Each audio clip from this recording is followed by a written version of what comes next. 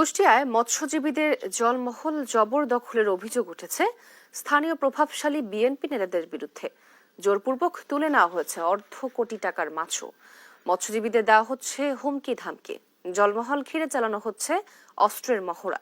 সরকারের কাছ থেকে জলমহলটি লিজ নেওয়ার বৈধ কাগজপত্র থাকলেও অভিযোগ দিয়েও মিলছে না প্রশাসনের কোনো সহায়তা। জলমহলটি ফিরে পেতে প্রশাসনের হস্তক্ষেপ চান মৎস্যজীবীরা। ইরফান রানার ক্যামেরায় কুষ্টিয়া থেকে নাহিদ হাসান তিতাসের রিপোর্ট।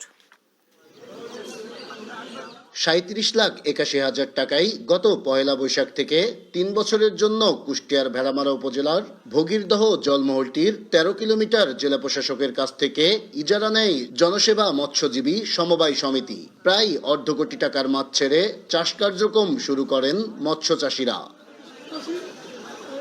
তাদের অভিযোগ, স্থানীয় সাবেক বিএনপি নেতা রবিউল সরকার ও আসাদুজ্জামান মিঠু সহ বেশ কয়েকজন প্রভাবশালী জোরপূর্বক দখল করে জলমহলটি, তুলে নেয় অর্ধ কোটি টাকার মাছও।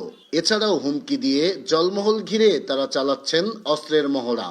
কতিপয় বিএনপির নামধারী লোকজন জোর দখল করে রাখেছে গোটা নদীটা। এরা বিএনপি করে প্রভাবশালী ছত্র ছড়ায় থাকি হামকে ধামকে দিয়ে নদীতে নামতে দিচ্ছে না। জোর দখলে সেই মাছটা মেরে নিচ্ছে। এটা বিএনপির লোকজনই। এখন এটা তো আমরা ডাকে পাইছি, এটা তো আমাদেরকে সরকার বুঝাই দিছে। সরকারের কাছ থেকে জলমহলটি লিজ নেওয়ার বৈধ কাগজপত্র থাকলেও অভিযোগ দেওয়ার পরেও মিলছে না প্রশাসনের কোনো সহায়তা। এতে চরম বেকায়দায় পড়েছেন মৎস্যজীবীরা। জলমহলটি ফিরে পেতে প্রশাসনের হস্তক্ষেপ চাচ্ছেন তারা।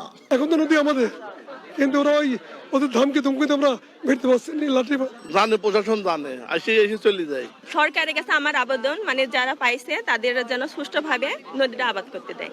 তবে জলমহল দখল ও মাছ তুলে নেওয়ার অভিযোগকে ভিত্তিহীন বলে দাবি করছেন অভিযুক্তরা। তোমরা পাইছো ভালো কথা, পাও আমাদের যে মাছ আছে ওরা নদীতে কিছু না 8টা 9টা পাট আছে, বুঝছো, পাট হ্যাঁ।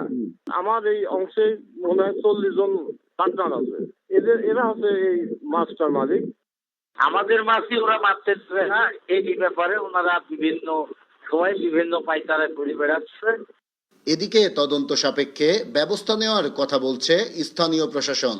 আমি যে আমার উপর যে তদন্ত আছে সেই তদন্ত আমি করব, আর যে মাছ যে চুরির বিষয়টা আছে সেই বিষয়টা আমি থানাকে অবহিত করেছি এবং তারা অস্ত্র প্রদর্শন করছে এটাও আমি জেনেছি, এবং এই বিষয়ে আমি র্যাব এবং সেনাবাহিনীকে জানানো হয়েছে। আশা করি ব্যবস্থা গ্রহণ হবে। এক পক্ষের আমরা অভিযোগ পেয়েছি, বিষয়টি তদন্তাধীন আছে, তদন্ত করে আমরা আইনের ব্যবস্থা নিব। জলমহলটি দখলমুক্ত করতে দ্রুত ব্যবস্থা নেবে প্রশাসন। আবারও মাছ চাষ করবে মৎস্যজীবীরা, এমনই প্রত্যাশা সংশ্লিষ্টদের। নাহিদ হাসান তিতাস, দেশ টিভি, কুষ্টিয়া।